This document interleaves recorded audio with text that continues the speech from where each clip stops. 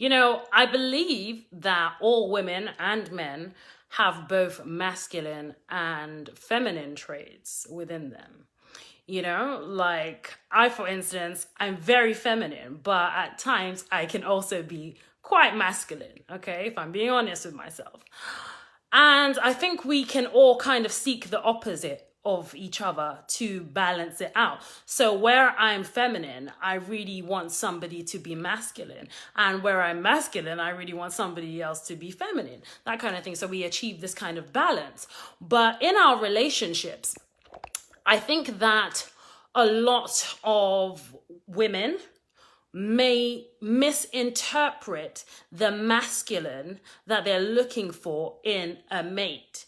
They misinterpret that masculinity, for, protection and that kind of thing that they're looking for, somebody to look after them, etc., to be strong where they're weak, but misinterpret it. And that's when it becomes abusive. So I really wanted to do a video just to kind of look at where we can draw the line between masculinity and abuse, okay? Because a lot of women that are feminine, looking for a protector, looking for a provider, looking for somebody to take care of them, can be very easily abused because you're misinterpreting those things that that person is doing as traits of masculinity, that they're going to look after you, that they're going to protect you, that everything they're doing is for your own good because you trust them, they've taken you under their wing and they're going to look after you. So you're not really expecting it to be abusive, but because it's like that feminine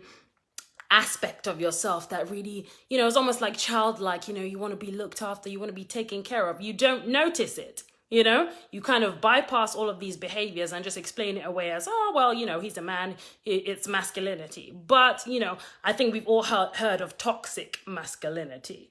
Okay, so what I wanted to basically do is explain the key differences. Now, I think a man is going to naturally be that kind of provider, protector, somebody who's going to really take care of you, give you wisdom, kind of, the head of the house. He's leading the way in many relationships. He's leading the relationship in many ways, that kind of masculine aspect. But when it becomes abusive, it's almost like your input doesn't matter.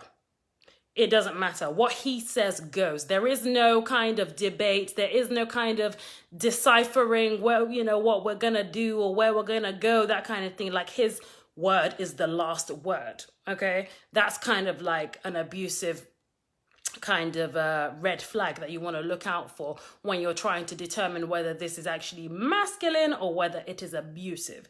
Okay, you will not have a say in things. It will just be like, okay, what he says goes. You also feel intimidated to even put your point across because maybe it's going to start an argument. Maybe you're going to, rock the apple cart, rock the boat. You're going to start something. So you'd rather just keep your mouth shut. So your input is not really valuable to him, whatever, or this or that, or, your suggestions are not really taken into account. And that's where you want to start looking at, am I being manipulated? Am I being undermined? Am I being, really valued in the relationship? Because even though you're looking for a man or a masculine guy to kind of, lead the way in the relationship, you also really want to have your opinion be valid. You really want to have what you want to happen as well. It's teamwork at the end of the day. It's balance at the end of the day. You don't want somebody dictating to you because that's just like, having another dad and, nobody wants that kind of thing. So really to have your word be really taken into account, that's a sign of a healthy relationship as opposed to somebody who wants to, manipulate you or lead the way, that kind of thing, I had this recent example of a certain couple, and he would basically almost like check what she's wearing before they go out, that kind of thing. And again, that could be, quite nice in most relationships, he wants to check how you're dressing to see if, you look nice, making sure you look good, you feel confident, etc. But if he's almost like dictating to you, like, you're not going to wear that, are you? Oh, don't even think about going out with those without any tights, for example.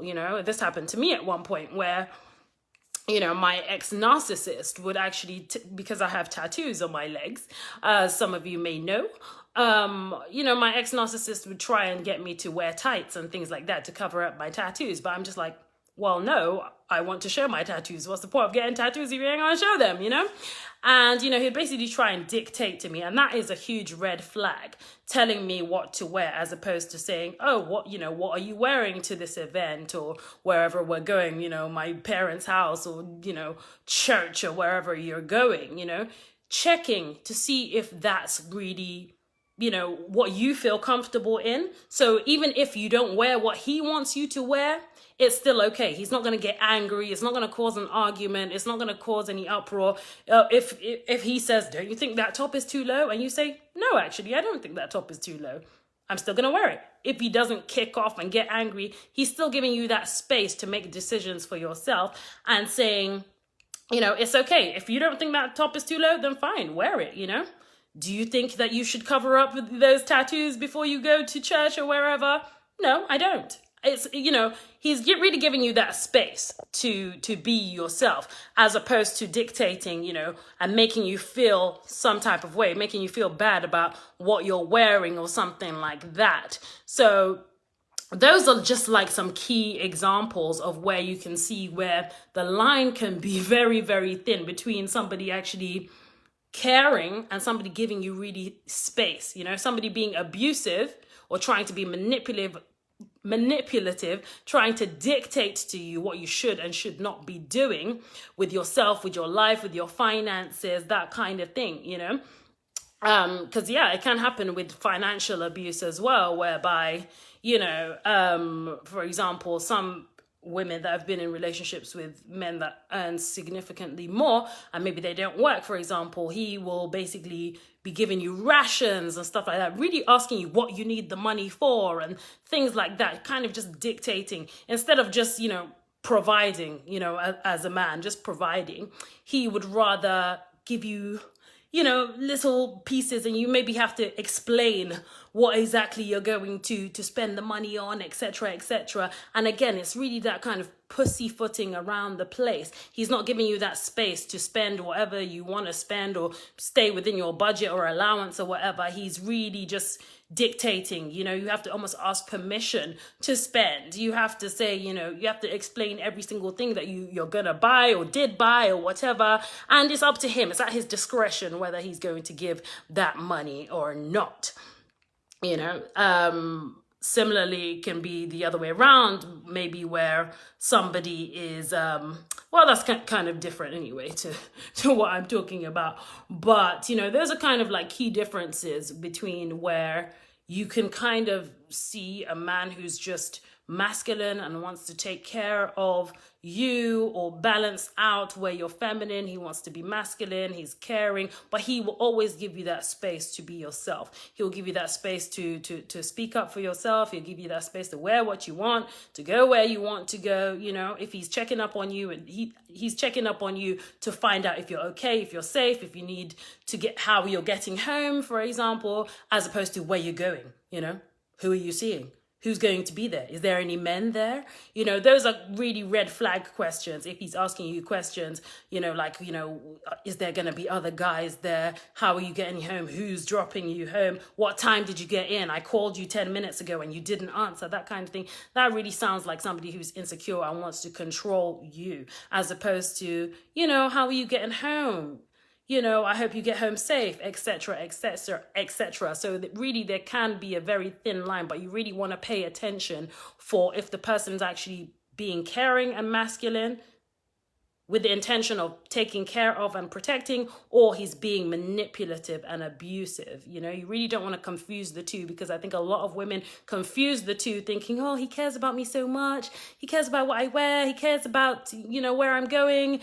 He cares about how I'm getting home. When no, he's just being insecure and he wants to check up on you and he wants you to wear what he wants you to wear so nobody else is checking you out, etc. So really, really, really pay attention. I really want to know your experiences with the masculinity versus abuse as well. If you've experienced it or have any other examples, please do leave a comment. If you've liked this video, please do like and subscribe.